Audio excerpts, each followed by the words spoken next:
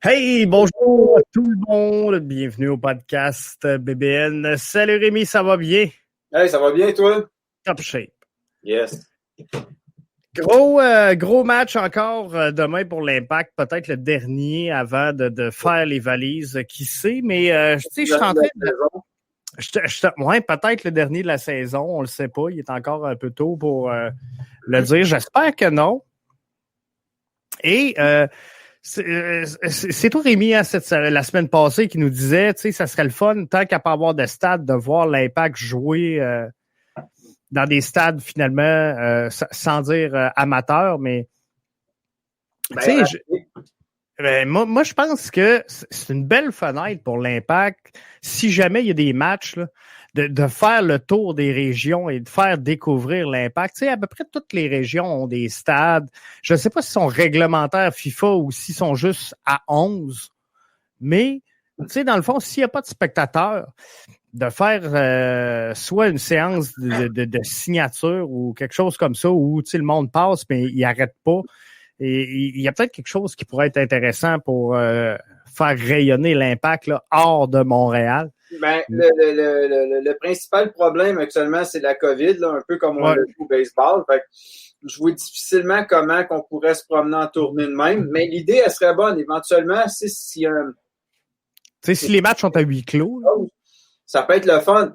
Mais en même temps, tu pars en tournée pour jouer à huis clos. Tu vas au PEPS, je sais pas, je donne un exemple, le PEPS à Québec, je sais pas si Stade TELUS.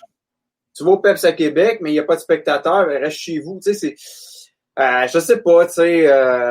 Mais encore là, la question va être de savoir si, parce que, tu sais, comme je disais, peut-être le dernier match, parce que si on regarde ce qu'il y a au baseball, si Ottawa dit non, il n'y a pas d'autre saison. Est-ce qu'on va jouer en CanPL? Je sais qu'il y en a qui disent non, puis là, c'est un autre débat. Puis, tu sais, faut attendre, on va attendre des éléments. Là, il y a encore bien des choses qui peuvent changer, là.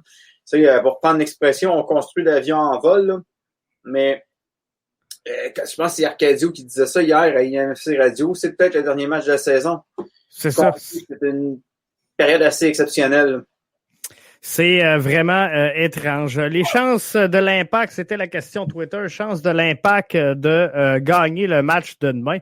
Elles sont excellentes à 0%, elles sont moyennes à 22%, minces à 62% et nulles à 16% de passer, finalement, de gagner et de passer à l'autre tour. Fait que sont minces les chances, mais j'ai vu passer et je l'ai retweeté juste avant d'entrer en onde, puis j'ai pas eu le temps de vraiment l'analyser, mais Guillaume Villemer, si je me trompe pas, je veux juste être sûr du nom, là. Guillaume Villemer, c'est ça qui est infographiste à TVA, a fait tous les scénarios possibles et inimaginables. Qu'est-ce qu'il faut à l'Impact pour accéder au prochain tour? Donc, si l'Impact l'emporte par 1 but, par 2 buts, par 3 buts, qu'est-ce qu'il faut qu'il se passe dans les autres formations pour qu'on réussisse finalement à aller de l'avant? Mais ça va être intéressant à voir. Ce que je retiens de tout ça, Rémi, c'est que finalement, je trouvais que l'Impact jouait mal, mais je regarde les résultats et l'Impact avec une victoire sur 3 qui pourrait quand même peut-être passer. Il n'y a pas juste l'Impact qui est pas en game shape. Là. Mais comme on disait avant que le tournoi commence, c'est comme une pré-saison, fait que c'est normal pour toutes les équipes. Les synchronismes ne sont pas là. Puis tu sais, j'ai shooté ça hier sur Twitter, des bons souvenirs. Je vous rappelle que le Portugal a gagné l'Euro 2016 sans gagner un match. Pas un match, puis ils ont réussi. Moi, je me souviens parce que bon, c'est des Portugais qui m'ont embarqué dans le foot, fait que j'ai tendance à suivre le Portugal. Mais je regardais l'équipe en 2016, puis je me suis dit, ils passeront pas la ronde. Moi, j'avais prédit que la France gagnerait. Puis la France, ça me donnait raison, tu sais. Sauf que si le Portugal se ramasse en finale à cause de la règle des meilleurs deuxièmes que j'avoue, meilleurs troisièmes, comme on voit là, puis finalement, le Portugal qui gagne, j'ai eu l'air d'un genre de vire capot, j'étais content qu'il gagne, j'avais pas calculé mon affaire, mais tout ce système-là, effectivement, de meilleurs troisièmes. Moi, je pense qu'Advil vont faire de l'argent en sacrament parce que c'est excellent pour avoir des mots de tête. J'ai regardé les règlements. Je vais être honnête avec toi, là. Je peux être nostalgique, mais moi, j'aime mieux la bonne vieille façon comme en Champions League en Europe. Les 2 premiers passes, les autres, just too bad, tu sais.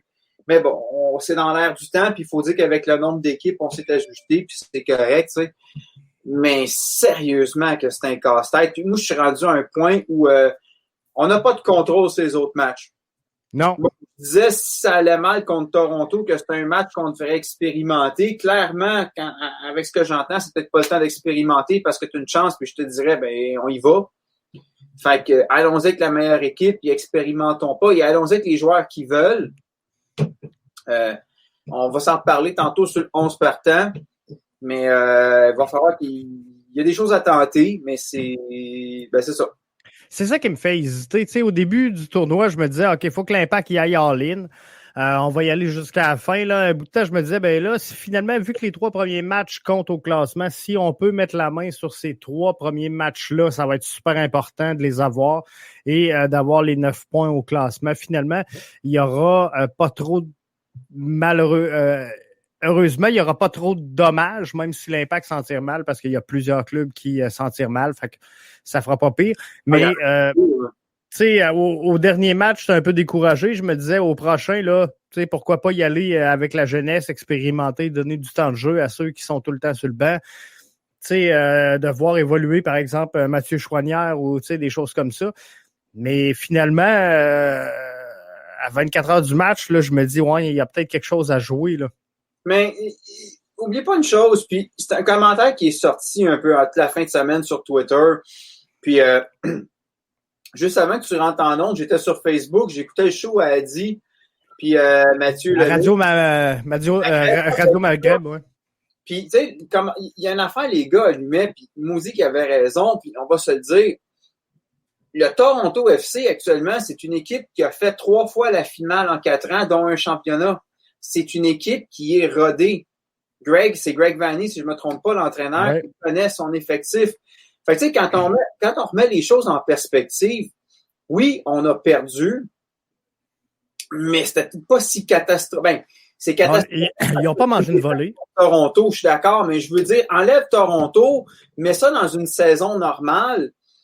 Disons, mettons qu'on perd un match joué comme ça contre une équipe comme Chicago, c'est pas si dramatique. C'est parce qu'il y a le côté émotif, parce que, puis ça, on pourra en reparler tantôt, parce que IMFC Radio, ils en ont parlé, puis Dieu sait que je sais pas combien de fois j'ai appelé à la ligne ouverte au 98.5 pour mentionner ça, qu'il y a vraiment, depuis que Biello est parti, il y a vraiment un problème au niveau du cœur contre Toronto. Les gars se présentent, les gars, on dirait, réalisent pas, même des gars comme Piet, je trouve, des fois, on dirait, coudonc, t'es où, toi? T'sais? Parce que, tu sais, en vrai, là, si on regarde l'Impact, là, on a quoi qui pourrait alimenter cette rivalité-là, Montréal-Toronto? Tu sais, pour nous autres, en tant que fans, oui. Mais dans le fond, là, avec l'effectif qu'on a présentement, tu sais, des vrais Québécois là, qui viennent d'ici et qui comprennent la rivalité Montréal-Toronto, à part Anthony Jackson-Hamel, Piet, peut-être Choinière, mais il joue pas.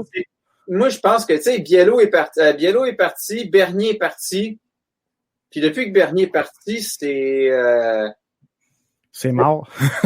C'est l'autre. Tu comprends? Bernier manque cruellement cette équipe-là. Puis bon, OK, il faut arrêter de vivre dans le passé. Là, quoique, en game shape comme il pourrait faire comme Fanny, il va peut-être terminer des matchs à 25 minutes. Je pense qu'il est encore en game shape, lui. J'ai même pas de doute, là. Mais plus sérieusement, bref, le Toronto FC, c'est une équipe qui est rodée. L'Impact, c'est une équipe qui est pas rodée. C'est une équipe qui est décousue et qui a besoin de se créer des automatismes, qui a besoin de se créer des repères. Il va falloir être patient. C'est ça. Je pense que c'est vraiment la clé du succès. Puis, tu sais, on le voit là, tu l'as dit, Toronto a signé, tu sais, trois championnats en 4 ans, dont 3 finales, ouais, un championnat. Hey, vente pas de hey, on va finir le show là.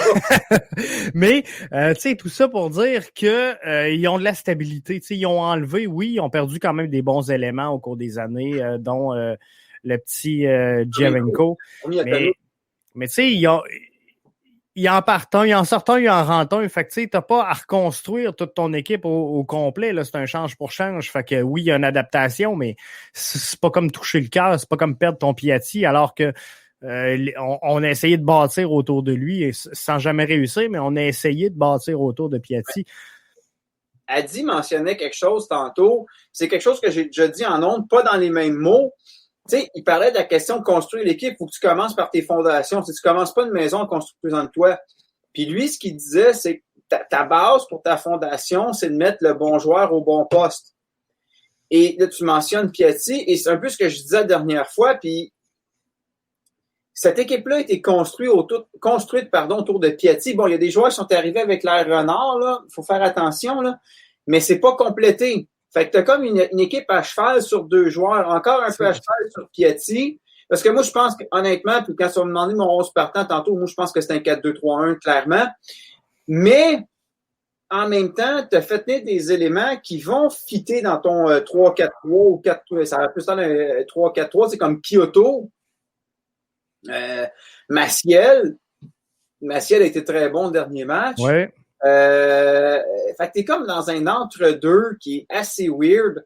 Puis, l'affaire, c'est qu'un Maciel, je dis pas qu'il pourrait nous surprendre, mais un Maciel, je le vois plus dans un 3-4-3 comme on a vu le dernier match. Puis un Piet, comme les gars mentionnaient tantôt, il n'a pas sa place dans un 3-4-3. Piet, il a sa place dans un 4-2-3-1 où il va jouer exactement. Tu sais, les gars disaient dans. Il faut qu'il joue en 6. Là. Il disait exactement ce que je disais, mais dans des mots différents. Mais Piet, il va te rester en arrière pour t'assurer ta défensive puis bloquer pour être sûr que t'as comme un verrou devant tes défenseurs.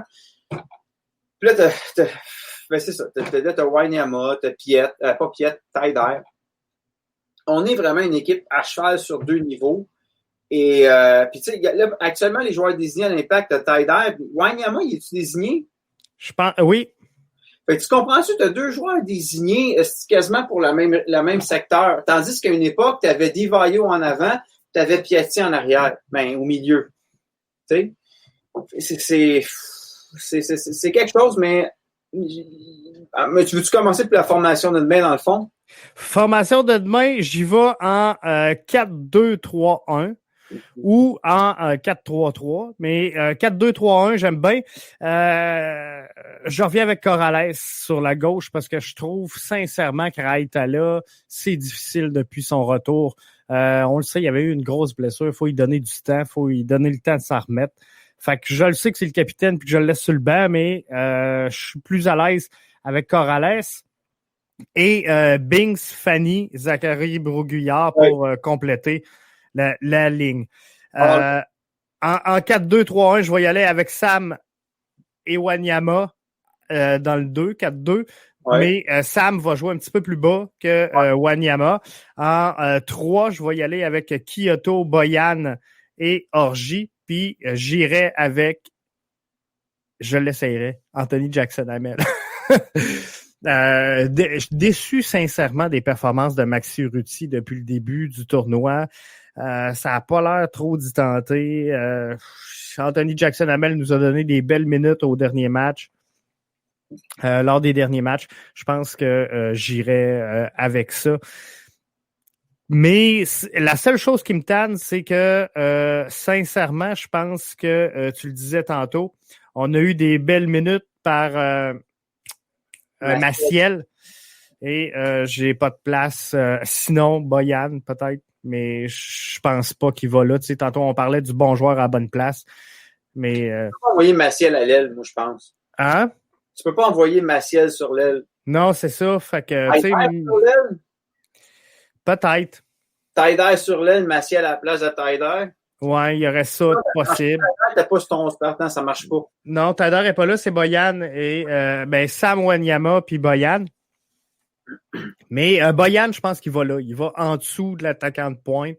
Regarde, moi, puis sinon, il n'est pas dans mon line-up. S'il va pas là, il n'est pas là. Moi, ton line-up, j'y touche pas. La seule différence, moi, j'avais pensé, mais j'ai oublié, c'est que Balou est blessé. Moi, j'aurais essayé Balou sur la gauche. Moi aussi. Ça, c'était mon premier choix. Puis on n'a pas eu de nouvelles. Je n'ai pas regardé aujourd'hui. Là. C'est sorti.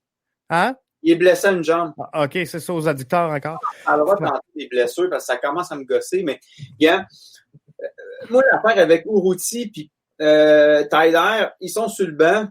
Puis, même chose pour Maciel. Puis, je regarde comment se passe la première mi-temps. Je sais que Jackson-Hamel, le dernier match, quand beaucoup de gens disaient qu'il y aurait MFC Radio, ils ont bien aimé son attitude. Fait que, go, mets-les comme partant, puis tu lui dis, gars, mon homme, amuse-toi. Regarde, tu lui dis, anyway, on pense pas passer, là, fait que, arrête de penser qu'il faut gagner, arrête qu'il faut penser qu'on marque, joue. Enlève-toi cette pression-là, puis on verra. On perd, c'est pas grave, OK? C'est pas un match de finale. Si tu vois qu'il livre la marchandise, tu le mets au début de la deuxième mi-temps. Si tu vois que ça marche pas, là, quand je dis que ça marche pas, il faut que les ballons se rendent à lui. Blâme-les pas. Si les ballons se rendent pas en avant, puis que le gars, s'il fait ce qu'il a à faire, puis qu'il crée des espaces, c'est une chose. Parce qu'ironiquement, moi, j'ai peut-être le feeling qu'un Jackson Hamel, il y a peut-être des défenseurs dans la ligue qui vont se rappeler de ses flashs, même si, bon, Jackson Hamel, c'est pas la grosse vedette dans la ligue. On joue contre DC. Il y a peut-être des gars qui vont faire, ouais, mais attends une minute, là, on s'est déjà fait sortir en série par ce club-là. Jackson Hamel était derrière Drogba. Puis, il y a peut-être des gars qui vont se passer le mot. Ils vont dire, ouais, j'ai des flashbacks. Parce que, ironiquement, ton Boyan qui va distribuer des ballons, si Jackson Hamel est en avant, qui se promène, qui se déplace, puis qui crée des espaces, tu vas peut-être créer une occasion pour Boyan de tirer un plomb puis de la mettre dedans. Je ne sais pas s'il est capable. T'sais, mais si c'est pas Boyan, ça peut être Wanyama. T'sais, le gars peut t'ouvrir un trou en avant ou pour les deux alliés ses côtés. Exactement. Si Jackson Hamel fait ce qu'il fait, qu'il ouvre de l'espace, qu'il se démarre, puis que le ballon ne se rend pas, tu le blâmes pas. Tu t'enlèves Boyan, tu mets Maciel. T'essayes. Rien à perdre. Non, c'est ça. Puis il y avait eu un beau duo entre Boyan et Anthony Jackson-Hamel. Je me souviens de la talonnade au dernier match. Il y avait eu sincèrement des belles actions prises entre les deux. Fait que c'est pour ça que j'y vais avec Boyan et Jackson. Sinon... Tu le rentres à la 60e minute. Oui. Peu importe le match, là. Surtout si, mettons, tu mènes 2-0, rentre-les. Le sort Jackson-Hamel a reposé, il a rendu ses services. Peut-être que ça va le piquer. Ou encore Orji. Orji, je suis pas sûr qu'il est capable de jouer. À droite, je suis pas sûr qu'il est capable de jouer 90 minutes, lui non plus. Fait que peut-être de rentrer Urruti il y avait pas à côté. Quand ils ont joué à Saprissa, puis tu sais, l'avantage, c'est que si tu le mets à l'aile, puis tu as Jackson en avant, là, on sait qu'il est capable de sniper. C'est connu dans la ligue, quand il était à Dallas, là, Urruti, il est capable de la mettre dedans. Fait que là, tu crées une menace sur un côté, fait que là, tu te ramasses, il faut que tu le checkes parce que tu sais qu'il peut sniper, puis tu sais qu'il peut sniper de loin, là. Oui. Et l'espèce de but qu'il a compté, qui s'est fait refuser, là, c'était quelque chose. Oh, oui, c'était une belle frappe. Puis, tu sais, c'est ça aussi qui est un peu déplorable, je trouve, parce que, sincèrement, ces corners, je trouve que Urruti est meilleur que Letaeder pour placer le ballon vers le centre, mais en étant ton attaquant de pointe, Urruti, ben là, tu te coupes une option. Là, pendant qu'il est sur le corner, là, t'as personne pour prendre ce ballon-là. Là. Fait que si Urruti est sur la droite, ben là, tu as Anthony Jackson-Hamel qui est capable d'aller rediriger le ballon dans le trafic. Là. Ben, Fanny est capable. Si Fanny est sur le c'est jeu, sûr, c'est sûr. Parce que regarde, à Manchester United, Wayne Rooney, là, Dieu sait qu'il était puissant. Il a le coup d'un taureau. Ce gars-là, il était puissant ses têtes. Mais bien des fois, même, j'ai regardé à Derby. Des fois, c'est lui. Bon, c'est sûr qu'il n'a plus l'âge qu'il avait à United, là. Mais parfois, il prenait un corner aussi. Puis, tu sais, des fois, ça peut déstabiliser l'autre équipe en disant ils envoient leur attaquant. Bon, là, c'est qui qu'on va checker? C'est sûr que si Fanny est sur le terrain, ils vont checker Rod Fanny. On l'a vu, je pense, c'est-tu contre Toronto qui a passé mettre une tête dedans ou c'est contre. Oui. C'est clair que Fanny, ils vont le checker parce qu'il y a le physique, tu sais. Puis si tu as un Jackson Hamel sur le jeu, ça vaut la peine. Parce que Jackson a des qualités physiques qui lui permettent de mettre des têtes dedans. Oui. Mettre le ballon. Définitivement. Puis Kyoto serait capable aussi. Fait que s'il passe droite, tu as deux joueurs qui ont le potentiel. L'autre chose, les contres. On l'a vu avec Kyoto, là. Il faut exploiter ça.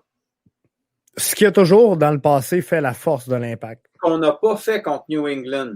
Mais on l'a fait contre Toronto. On n'a pas gagné, mais on a marqué. Et je trouve que c'est peut-être moi, là aussi, c'est peut-être le recul. Ma vision est peut-être biaisée. Peut-être que je vois mal, mais il me semble que depuis qu'Henry est arrivé, on l'a peut-être joué contre le premier match à Saprissa, mais il me semble qu'on le joue moins.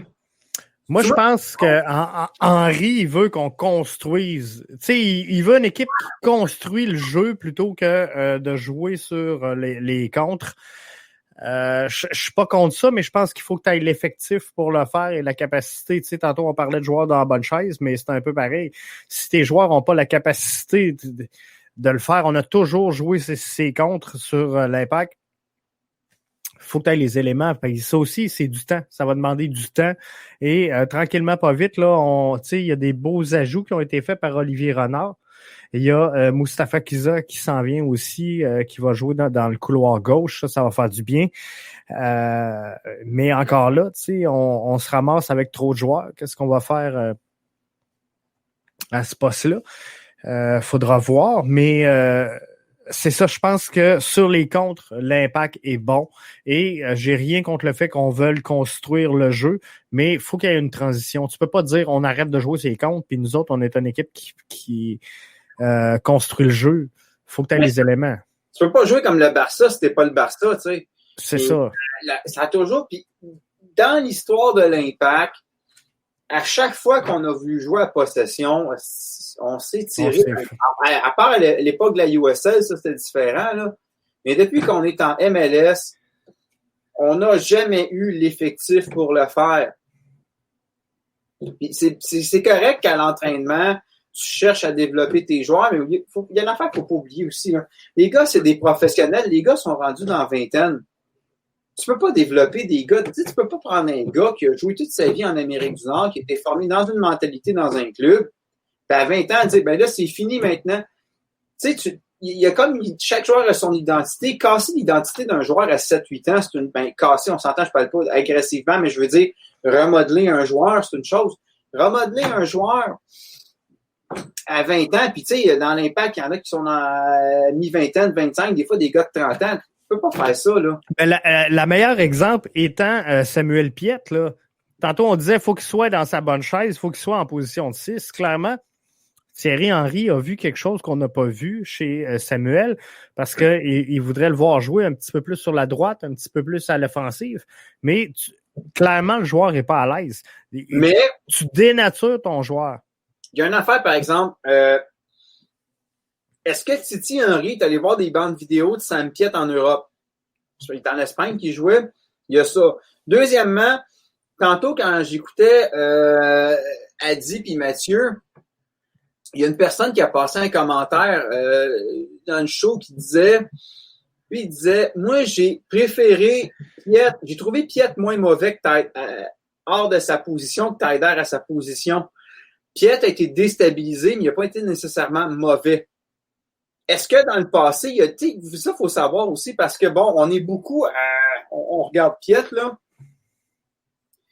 Mais tu sais, moi, honnêtement, Piette, je connaissais le nom, là. Mais la première fois que je l'ai vu jouer, c'était au Stade Saputo dans le maillot du Canada. Puis après, là, bon, il y avait la moitié des spectateurs dans le stade, c'était sa famille, genre. Des Piette qui touchaient le ballon. Ouais. Puis après, le monde, on disait qu'il faudrait qu'il vienne à Montréal, puis il est venu à Montréal. Fait qu'il y a une méchante gang qui font une gorge forte sur les réseaux sociaux, c'est correct. Mais il y a une méchante gang là-dedans qui ne l'ont pas vu jouer. Je me souviens plus à quelle division qu'il jouait. Tu sais, si Piette avait joué en première division espagnole, je serais comme, OK, vous l'avez vu jouer. Mais je m'excuse, là, dans la twittosphère d'IMFC, là, je suis pas sûr qu'il doit en avoir, là, mais il n'y a pas grand monde qui doit suivre la troisième division espagnole, là. Tu sais, le Stade Lavallois en France, la Mayence, là, j'ai vu une personne avec ce maillot-là au Stade Saputo. Quand je suis allé serrer la main, il m'a dit, comment ça, tu connais ce club-là? Il y a un club d'ancienne deuxième division, tu sais. Fait qu'on est critique. Mais Thierry Henry a peut-être accès à des choses ou des contacts en Europe qui ont coaché Piette puis qui ont dit, écoute, je sais pas, je l'ai jamais vu jouer en Europe. Tu sais, mais je pose la question, est-ce que Thierry Henry a des informations qu'on ne sait pas? Est-ce qu'il en a parlé avec Piette? Piette, il a dit, écoute, je serais peut-être à l'aise, mais il faut que je m'ajuste. Puis c'est un genre de calme. C'est le temps de le faire. Tu sais, tantôt, on le disait, il faut être patient, puis l'impact est... Qu'on le veuille ou non, on est en reconstruction, mais ça fait 5 ans, mais on a hâte que ça achève. Non, mais... pas 5 ans, moi je dirais, depuis que Garde est arrivé. Quand Biello est arrivé, je pense qu'il y a plus eu comme une mutinerie dans le vestiaire, il y a eu la chicane. Tu sais, Drogba qui a fait son show. Moi, je pense ça va d'être. Le point de rupture, c'est quand Drogba a commencé à faire sa princesse. Là. Il y en a qui n'aimeront pas que je dise ça, mais moi, Drogba, ça vient de Chelsea. Puis ce qui vient de Chelsea, moi, ça passe pas, là, fan de United. Là. Mais je pense qu'il y a eu une cassure qui s'est faite, là. Puis je suis d'accord que Biello, c'était loin d'être le plus grand coach que l'Impact a eu. Des Charles Bonne, des Rémi Garde avaient plus de background. Mais honnêtement, je pense qu'en termes d'efficacité, les deux plus efficaces qu'on a eus, ça a été Jesse March, et on sait où ce qui est rendu. Puis même si je détestais Jesse March à l'époque, puis bon. Puis Biello. Oui. Biello, s'il avait eu le talent d'un Rémi Garde, il serait encore là. Mais le problème, là, il va falloir qu'on soit patient. Puis ça fait plusieurs fois que je le répète, mais Ferguson, à United, il était là 26 ans, ça n'a pas toujours été facile. À un moment donné, ben, ça, c'est toute la culture aujourd'hui sportive. Tu sais, tout, tu le vois parce que tu travailles sur BBN Media, mais maintenant, là, les journalistes, tu sais, les clubs veulent tout contrôler, l'image. Maintenant, c'est quasiment s'ils ne contrôlent pas qui va poser des questions, c'est plus fort au hockey. Là, à un moment donné, ben là, si on paraît mal, on va sortir le coach pour au lieu de dire, ben regarde, c'est lui le coach, vous n'êtes pas content, les gars, partez. Mais il faut dire que l'Impact n'a peut-être pas le luxe de se taper 7 mauvaises saisons consécutives comme les Oilers d'Edmonton, là. Mais souvent, je suis critique du mouvement Against Modern Football pour plusieurs raisons. Mais là-dessus, je les rejoins dans le sens que l'argent fait qu'on se ramasse avec des fois des décisions très nerveuses. Puis, je regarde un peu l'Impact actuellement, l'engorgement qu'on a au niveau du milieu de terrain. Puis je me demande si c'est pas ça un peu. On veut tellement prendre des décisions, faire venir du monde. Là, il y a un changement de coach, on n'est pas sûr, puis on se ramasse avec trop de milieux, puis pas assez d'attaquants, puis c'est peut-être ça la réalité aussi. Ben, je pense que c'est exactement ça. Puis là, on a une belle construction qui s'amorce avec Olivier Renard, Thierry Henry. Mais je ne sais pas si on va être assez patient. C'est ça le problème. Puis j'espère que Joey Saputo, je sais qu'il regarde de moins en moins de clubs puis qu'il a laissé beaucoup de latitude à Kevin Gilmore. Mais tu sais, j'espère qu'il va être patient puis qu'il va dire OK, tu sais, je comprends l'enlignement, je comprends la vision, je sais vers où qu'on s'en va, puis tu sais, ça fait du sens. Parce que quand on regarde les dernières acquisitions d'Olivier Renard, avec Kyoto, c'est positif. Avec Wanyama, c'est positif. Mustafa Kiza, il faudra voir qui s'en vient juste au mois de décembre, je pense, là, ce que j'ai vu à cause de la COVID. Mais je pense que c'est un plus. Mais là, on sent qu'il y a quelque chose qui se trame et qu'on instaure une colonne vertébrale. Là, tranquillement, pas vite, là, on sent qu'on met les éléments qui manquent, puis on identifie, OK, on a un besoin d'efflat de gauche. Bon, on vient de régler peut-être le problème avec Mustafa Kiza. Bon, on avait un problème au milieu, Wanyama est arrivé, en attaque, on a mis Kyoto. Fait que tranquillement, pas vite, on éteint des feux, mais je pense qu'avec le temps, ben, on va réussir à créer quelque chose qui fait du sens et pas centré sur un joueur, comme on l'a fait dans le passé, que ce soit Piatti, Drogba, Divaio, tu sais. On devrait réussir à créer de quoi de bien, là, collectivement. Ouais, ça, c'est une autre affaire. Le phénomène du sauveur européen, comme on a vu, je sais pas quoi, il y en a un joueur européen qui va arriver, on va gagner, on va être coach européen, on va gagner. Il va falloir qu'on casse ce mythe-là aussi du sauveur. Tu sais, le mythe que tu peux acheter un championnat, là, c'est peut-être vrai en Europe, là. Je remarque que le Paris Saint-Germain, bon, ils ont peut-être gagné. Ouais, mais en Europe, l'écart est tellement immense entre la richesse et la répartition des salaires que ça peut faire vraiment une différence. Mais ici... C'est ça, tu viens de le dire, pas ici. Non, je ne penserais pas. Il faudrait qu'on arrête avec toute cette question-là d'argent. Oui, l'argent, c'est le nerf de la guerre. Tu veux signer des gars, mais... Mais tu sais, l'Impact fait pas mauvaise figure. Tu sais, souvent, on dit il va être temps que Saputo sorte de l'argent, mais tu sais, on a eu quand même des bonnes masses salariales. Je pense qu'elle a été mal dépensée. C'est pas tant de savoir si on a de l'argent ou pas. Mais quand je regarde, je pense que le joueur le mieux payé présentement, c'est Urruti. C'était Piatti, mais tu sais, Piatti, on l'aimait, on l'adorait, mais veut pas, il était sa pente descendante. Là. Les 2 dernières saisons, il nous aura pas aidé énormément en termes de productivité. Mais c'est ça. Fait que si on split peut-être une dizaine de millions sur 2 joueurs, ça laisse très peu pour tout le reste autour. Fait que c'est l'éternelle question. On est-tu mieux avec 3 joueurs à 2 millions qu'un joueur à 6? C'est peut-être ça le nerf de la guerre, mais il faut les trouver, les 3 joueurs à 2 qui veulent s'en venir à Montréal parce que tu sais, ça aussi, je pense qu'on n'en parle pas assez souvent. C'est que il y a beaucoup de joueurs européens qui, oui, sont intéressés par la MLS puis qui veulent s'en venir. Puis là, tu sais, il y a plein de rumeurs, Christian Bale, Ronaldo, Messi, éventuellement. Mais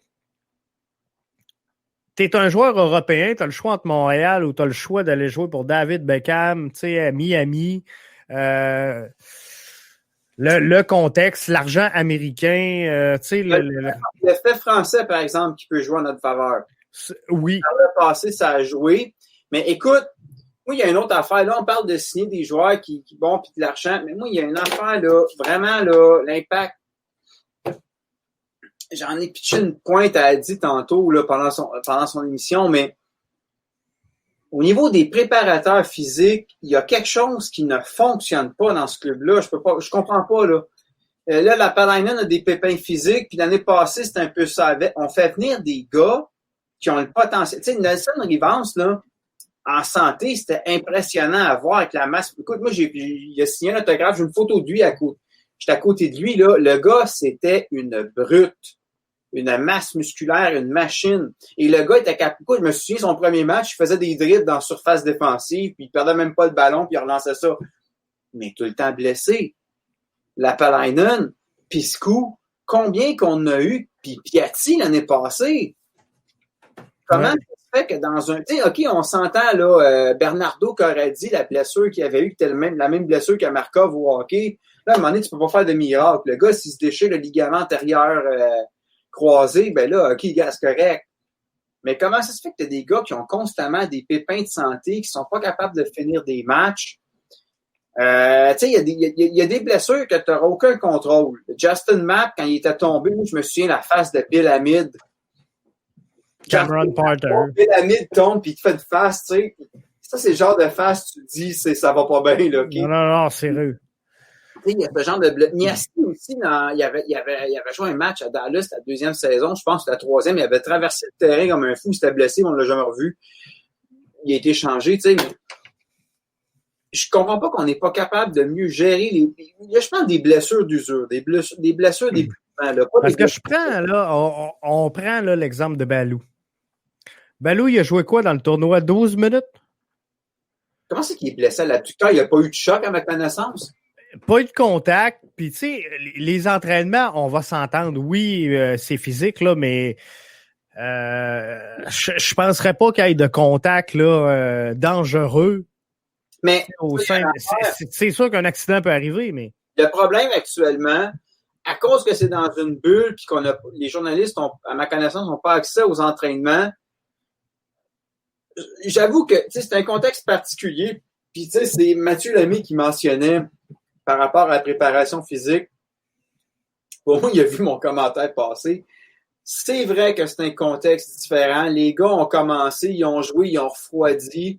On est un retour, mais ils n'ont pas joué de mars à juillet. Est-ce que... Puis, il faudrait regarder aussi dans les autres équipes les blessures, là, excluons la blessure à Arias, le coup de coude sur la gorge, là. Mais effectivement, là, je pense que c'est Chicharito aussi qui est de retour à LA, qui finira pas le tournoi parce qu'il s'est blessé. Ouais. Ah, mais ça, c'est une autre. Chicharito, man, il vient d'arriver puis il se blesse, ça regarde mal. Fait que, c'est sûr que oui, je peux. Dans le cas du tournoi, j'avoue qu'il faut être un peu. Tu sais, on se rend pas de cachette, là. Les gars, ils jouaient. Je regardais le match d'hier soir. Les gars jouent à 39 degrés à 10 heures le soir. C'est sûr que si tu t'entraînes à 3 heures l'après-midi, ça doit être collant. Puis, tu sais, c'est là que les muscles ils se dilatent puis les risques de blessure arrivent. Tu sais, les muscles sont fragilisés. Mais peut-être que justement la chaleur aide pas. Mais j'imagine qu'ils doivent avoir des bains de glace là-bas. Ils doivent avoir ce qu'il faut. Il y a peut-être de la fatigue aussi. Là. Tu sais, tu joues un match à 10 heures, le lendemain, c'est pas évident.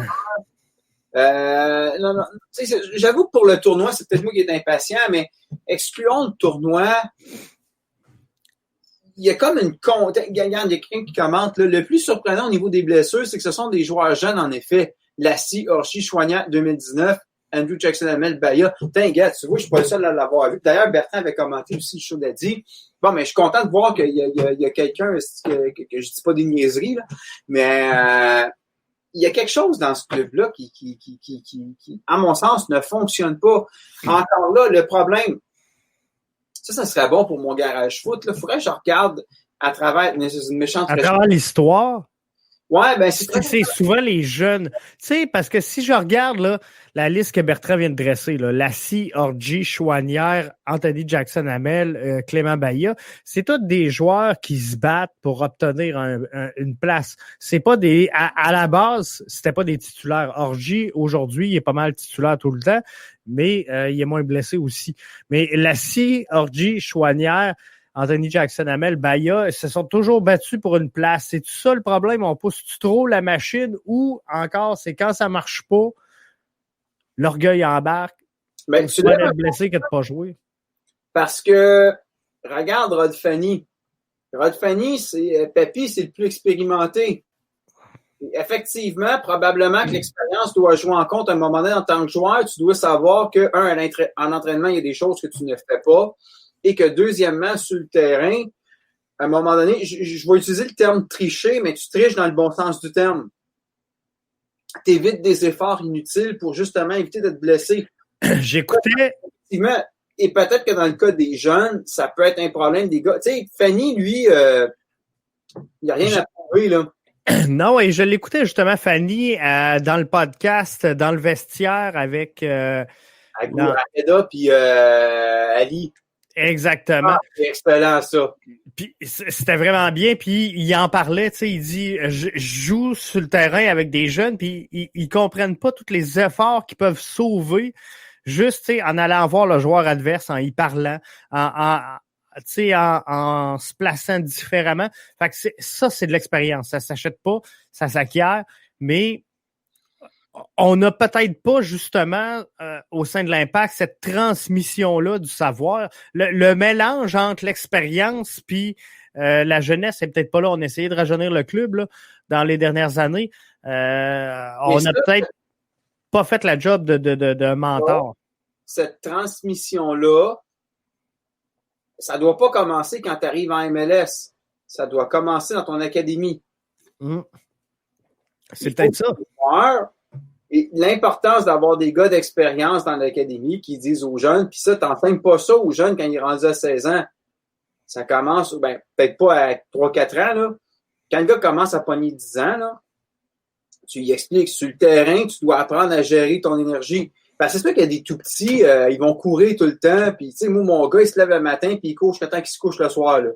Et il peut courir en 90 minutes sans problème, mon gars. Il va dormir, mais les jeunes, des fois, tu sais, comme un de mes chums qui a joué semi-pro au Portugal, puis il aurait pu jouer avec l'Impact, mais quand l'Impact l'a invité, il fumait trop. Fait qu'il ça, c'était à l'époque.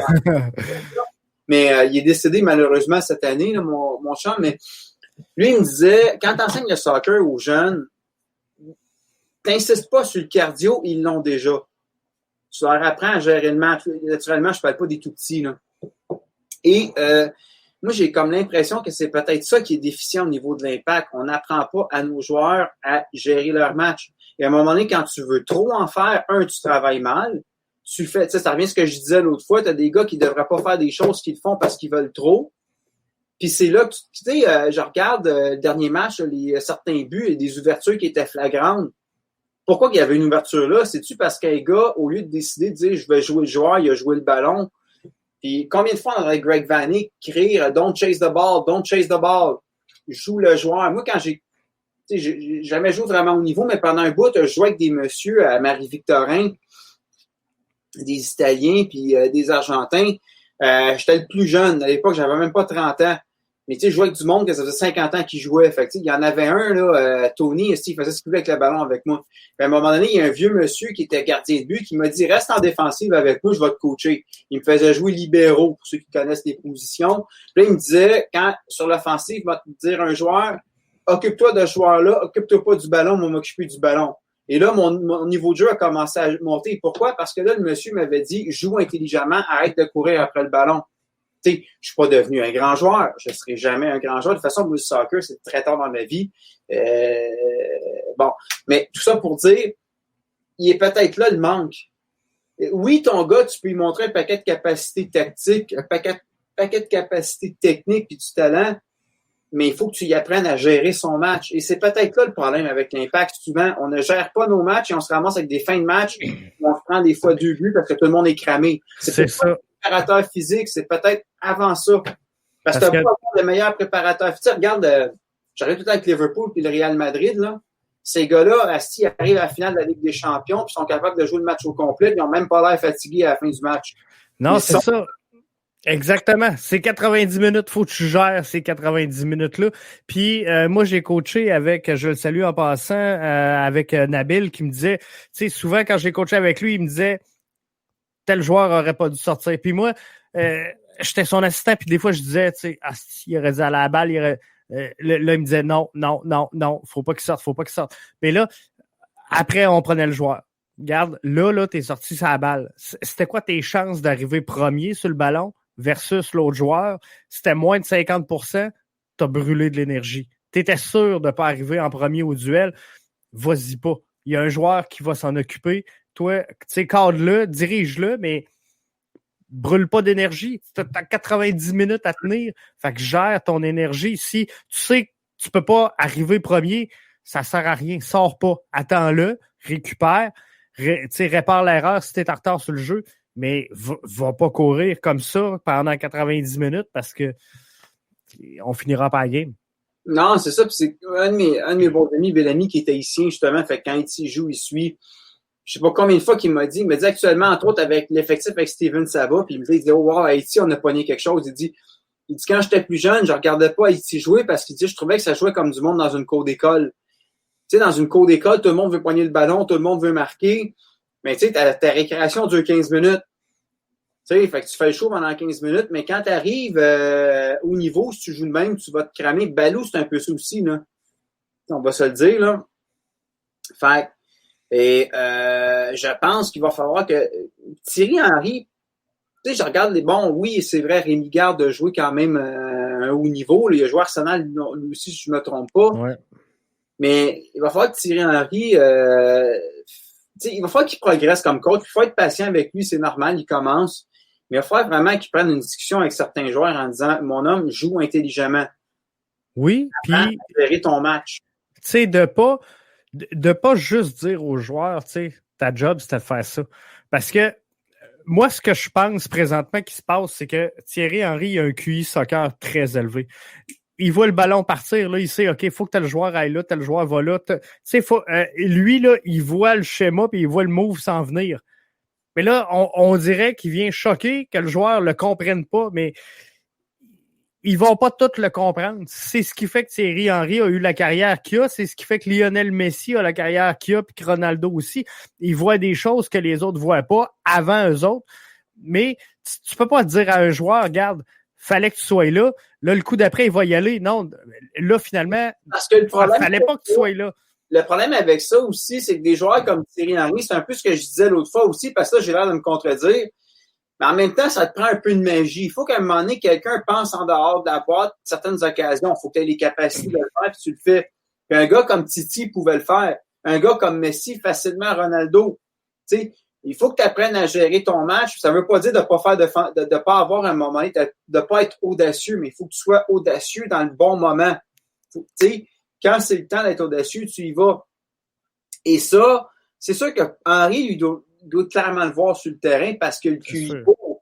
Mais il faut qu'il comprenne aussi qu'actuellement, il coach un effectif qui n'aura jamais le calibre pour jouer dans les clubs qu'il a joué en Europe. Tu sais, quand tu es avec le FC Barcelone, avec le Real de Madrid, Manchester City actuellement, tu peux te permettre des choses. Moi, avec l'Impact, je veux pas dire je veux pas me contredire, il faut pas toujours sticker sur le plan. Mais à un moment donné, il faut que tu le transmettes. Il faut que tu le transmettes, puis il faut que tu expliques à des joueurs comme Balou qui ont le potentiel de faire de la magie, de dire c'est quand tu le fais. Il y a ça aussi, c'est qu'il y a des moments pour le faire, puis il y a des moments que tu le fais pas. Tu sais, il faut que tu calcules un peu le risque. Parce que, tu sais, admettons, tu es en zone offensive, tu te plantes sur un dribble, puis il y a un turnover, mais que, bon, les défenseurs sont plaies, couvrent la ligne, puis bon, on réussit à tempérer, c'est une chose. Tu fais un mauvais dribble dans ta surface à toi, puis tu as un attaquant qui se ramasse tout seul devant le gardien parce que tu as voulu faire le smat, c'en est une autre. Ouais, c'est sûr, c'est définitif que ça change toute la donne. Mais tout ça pour dire que faut transmettre, c'est ça le bon message, puis je pense que ça part, comme tu le disais, ça part de l'académie, ça part du plan de formation. Fait que tu sais, c'est tout ça. L'autre fois, on cherchait le comment du pourquoi qu'on avait pu chasser Lafroy. Ça part peut-être de là. C'est peut-être ça qu'on a identifié chez l'Impact comme étant un problème. L'autre chose qui est peut-être problématique en Amérique du Nord, tu sais, un pays comme la France, probablement que oui, là, tu sais, il y a une petite différence, mais on s'entend que l'Amérique du Nord, c'est un pays énorme. Fait que t'entraînes tes joueurs à Montréal, pour le climat à Montréal, mais quand tu t'en vas jouer en Floride, un peu comme Urruti disait, puis il n'y avait pas tard là-dessus, tu t'en vas jouer à LA, tu t'en vas jouer au Colorado. Tu sais, au Colorado, tu es dans l'altitude, là, au hockey, souvent, les joueurs le sentent l'effet. Tu sais, je sais que tu as un podcast sur le hockey aussi. Quand les gars vont au Colorado, c'est problématique. Et le problème, il est peut-être là aussi. Puis ça, je pense que c'est pas juste l'Impact, mais comme on est le club le plus au nord, on dirait que souvent, quand on va en voyage dans le sud, c'est trop pénible. Oui. Je sais pas si tu as remarqué, là, mais il me semble. Je pense que c'est ça, il y a une adaptation à faire là aussi. Puis justement, l'analogie au hockey, si je me trompe pas, j'avais écouté un reportage parce que moi je viens de Québec, fait que je suis comme bien nordique. J'avais écouté un reportage sur Peter Forsberg l'année que les Nordiques ont déménagé à Denver, puis il s'était fait installer, lui, une chambre, je me souviens plus comment ils appellent ça, mais chez eux, hyperbar, c'est ça, où qu'il pouvait, dans son salon, finalement, avoir la même quantité d'oxygène, finalement, que s'il serait en altitude, tu sais. Puis, il dit, ça m'a aidé énormément dans ma préparation physique. Mais, tu sais, c'est sûr qu'en MLS... ne mettras pas ça, c'est chez toi, les joueurs. Non, c'est ça. Puis on s'entend que la saison est moins longue. Ouais, c'est ça.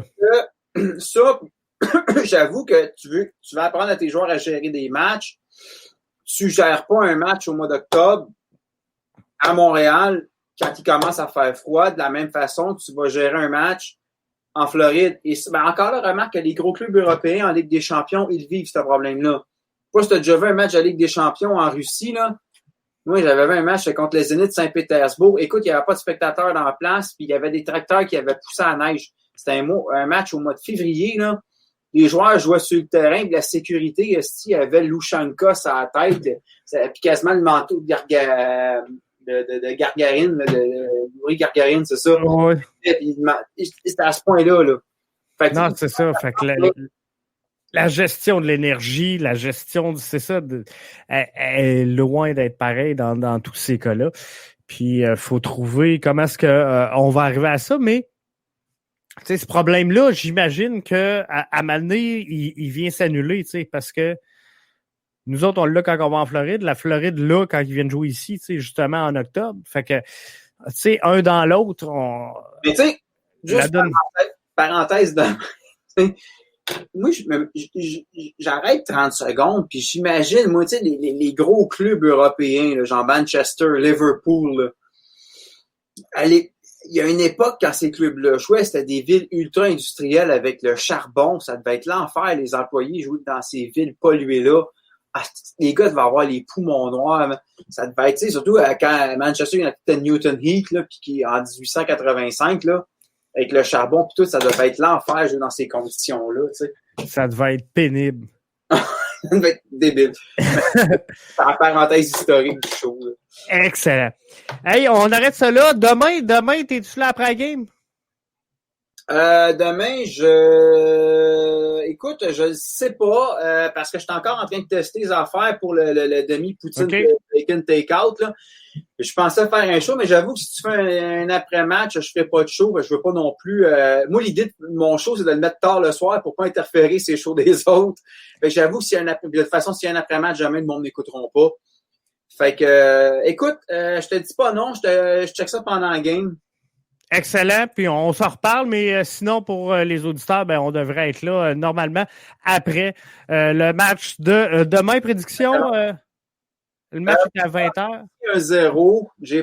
J'avais dit d'ici 1-0 là, sur parce que je pense qu'il va peut-être avoir encore Je ne sais pas comment que l'Impact va sortir.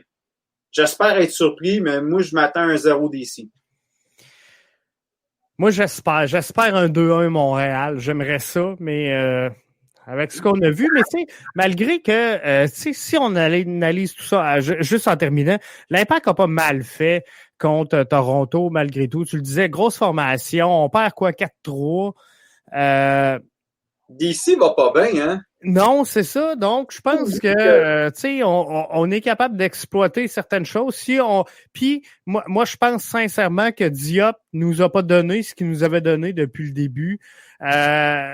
Je me souviens pas d'un match où Diop nous a pas clairement volé 1 ou 2 buts. Tu sais, me semble qu'à tous les matchs, là, j'ai un souvenir de 1 ou 2 grosses arrêts de Diop par match, ce que j'ai pas vu contre Toronto. Écoute, on peut pas blâmer Diop contre Toronto. La défensive est une passoire. Ça, c'est sûr. Mais s'il fait 2 grosses arrêts de plus, on passe. Ouais. DC, Wayne Rooney est parti. Ça paraît. Federico Higuaín a quitté Columbus pour se retrouver avec DC, je pense que c'est cette année. Mais encore là, Higuaín, on s'entend qu'il rajeunit pas, là. Puis de ce que je comprends, Higuaín n'est peut-être pas encore, il a pas ses repères. Fait, mais, sauf que Higuaín, par exemple, ça, c'en est un qui, Dieu sait, a le don de faire chier l'Impact. Il peut faire mal, tu sais. Mais, puis, DC, tu sais, c'est un autre club qui est dans le flou pas mal. Je suis pas prêt à dire. En fait, j'ai dit un 0 DC, mais quand j'y repense, puis il y a eu beaucoup de surprises depuis le début. C'est dur de prédire ce qui va se passer, mais on va le voir. Ça va jouer, en tout cas. Ça va être jouable. Ah, ça, c'est sûr. Fait que on va être là demain pour... Peux-tu parler 2 minutes hors d'onde? Oui, pas de trouble. Je donne conseils pour ça. Excellent, je t'amène ça, ce sera pas long. Fait que restez là. Vous autres, je veux juste vous inviter en terminant mercredi. On lance le podcast. Ceux et celles qui suivent le hockey un peu, on relance le podcast BBN. Pas le podcast BBN, excusez-moi. Podcast des gérants d'estrade. Donc, on va avoir Stéphane Jacques qui va revenir à titre de chroniqueur. On va avoir dès cette semaine, ça sera pas très long, j'ai plein de notifications. On va avoir Maxime Tremblay dès cette semaine. Mercredi, on exploite le draft, les 10 joueurs qui devraient retenir l'attention. Et qu'est-ce qui va retenir l'attention chez le Canadien? Donc, je vous invite à ne pas manquer ça. Si vous suivez le compte des gérants d'estrade sur Twitter, vous allez prendre ça. Et pour nous autres, ben, notre rendez-vous, c'est demain soir, normalement, après le match. Si tout va bien, on va regarder ça et je vous tiens au courant. Donc, restez là, restez bien branchés à BBN Media.